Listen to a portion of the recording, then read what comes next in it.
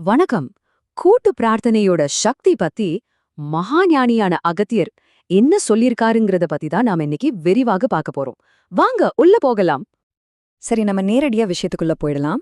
அகத்திய மகரிஷியோட ஒரு ரொம்ப சக்தி வாய்ந்த வார்த்தையோட ஆரம்பிக்கலாம். அவர் என்ன சொல்றாருன்னா, அப்பனே பல பேர் கேட்டுப் பெற்றால் வரங்கள் அழியாதப்பா.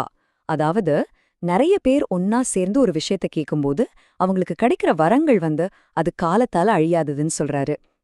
அப்போ எல்லாரும் ஒன்னா சேர்ந்து பிரார்த்தனை பண்றதால கிடைக்கிற உண்மையான நன்மைகள் என்னென்ன?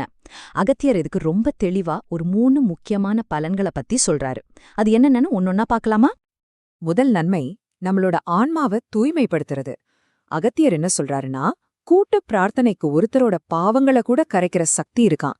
இது தனிப்பட்ட ஒரு ஆன்மாவை சுத்திகரிக்கிறதுக்கு ஒரு மிகச் சிறந்த வழின்னு அவரு குறிப்பிடுறாரு. பாவங்கள் நீங்கிறது ஒரு பக்கம்னா, இன்னொரு பக்கம் பாத்தீங்கன்னா இந்த பயிற்சி ஒவ்வொருத்தரோட ஆன்மீக ஆற்றலையும் அதிகரிக்குமா.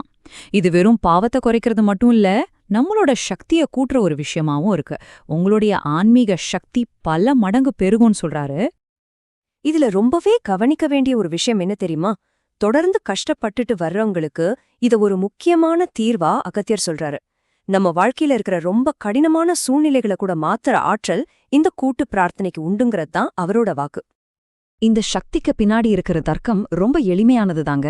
ஒரு தனிப்பட்ட குரல் இறைவன் கிட்ட கேட்கறத விட பல குரல்கள் ஒன்னா சேர்ந்து மன்றாடும்போது அது இறைவனோட செவிகளை ரொம்ப சுலபமா சென்றடையும்.